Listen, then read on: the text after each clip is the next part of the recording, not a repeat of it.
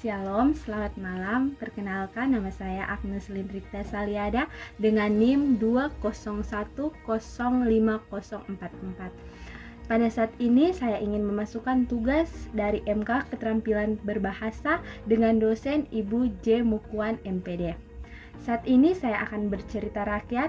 Pertama, cerita rakyat dari Tagulandang, Kabupaten Sitaro yang berjudul Ratu Loholaung, dan kedua cerita dongeng. Baik, yang pertama saya akan bercerita rakyat yang berjudul Ratu Loholaung yang berasal dari Pulau Tagulandang, Kabupaten Sitaro. Pada kurang lebih 400 tahun yang lalu, terjadi sebuah peristiwa yang tidak terduga. Suatu badai puting beliung melanda wilayah Tagulandang dan mengakibatkan kerugian yang tidak sedikit di kalangan penduduk, terutama di bagian selatan dan tenggara kepulauan ini. Badai tersebut terjadi ketika angin musim selatan bertiup. Setelah badai berlalu, seorang petani dari desa Tulusan yang sudah berusia lanjut yang bernama Maka Hiking pergi ke kebunnya. Ayunan langkahnya yang begitu cepat sehingga tak lama kemudian ia telah sampai di kebunnya.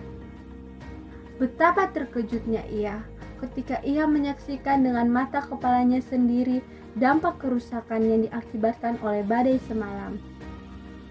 Ia mulai membersihkan kebunnya, salah satunya adalah sebuah pohon yang tumbang dan melintang di tengah kebunnya. Maka Hiking sangat terkejut sebab di hadapannya ada seorang sosok yang putih mulus berada di tengah rimbunan daun pohon tumbang itu. Ia kemudian menggosok-gosokkan matanya. Semakin digosok dan dikedip-kedipkan penglihatannya itu justru semakin nyata. Namun, semakin meyakinkannya bahwa dirinya bukan sedang bermimpi, namun tetap berada di alam nyata dan sedang berhadapan dengan sosok tersebut. Sekejap timbul keraguannya, jangan-jangan sang putri tersebut merupakan jelmaan makhluk halus yang ingin memberitakan sesuatu kepada keluarganya atau lingkungannya. Sebelum ia sempat berbuat sesuatu, terdengarlah suatu suara yang lemah dan bernada memelas di antara isakan tangis dari sang putri. Iya kok wawine, na tundum bau pulisang, na wawa suangin mangcelain. Yang artinya, saya seorang wanita datang dari Pulisang terbawa angin semalam. Itulah ucapan pertama sang putri yang memperkenalkan asal-usulnya namun tidak memperkenalkan namanya.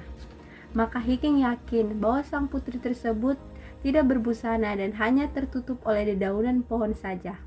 Sebagai orang tua yang arif dan bijaksana serta memiliki moral yang tinggi, maka Hiking kemudian lari ke rumahnya, memanggil istrinya untuk membawakan pakaian.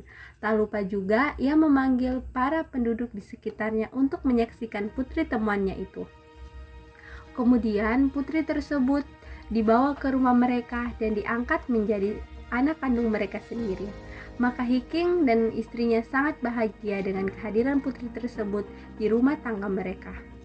Putri tersebut dipanggil dengan nama sapaan kesayangan Loholaung yang artinya diangkat dari daun, sebab ditemukan di tengah dedaunan pohon. Dalam bahasa setempat Maraloho Suraung.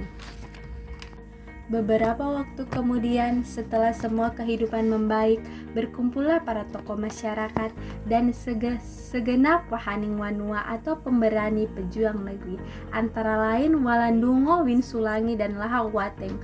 Mereka bermusyawarah mengambil prakarsa dan bersepakat menjadikan Mandorokan Tagulandang sebagai suatu wilayah kerajaan yang kedaulatannya diakui oleh raja-raja sekitar.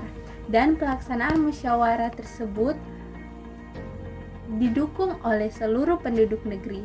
Sebelum melaksanakan musyawarah, kekuasaan di Pulau Tagulandang berada di tangan para pemberani negeri masing-masing dengan asal-usul kampung. Dan pada kesempatan itu juga Putri Loholaung diangkat sebagai Raja Perempuan atau Ratu Perempuan Mandorokang sejak tahun 1570 dan memerintah selama 39 tahun dengan Walandungo sebagai panglima perangnya, yang sangat berjasa dan mempersatukan dan mempertahankan keutuhan kerajaan yang meliputi Tagulandang, Ternate, Bangka, dan Lembe.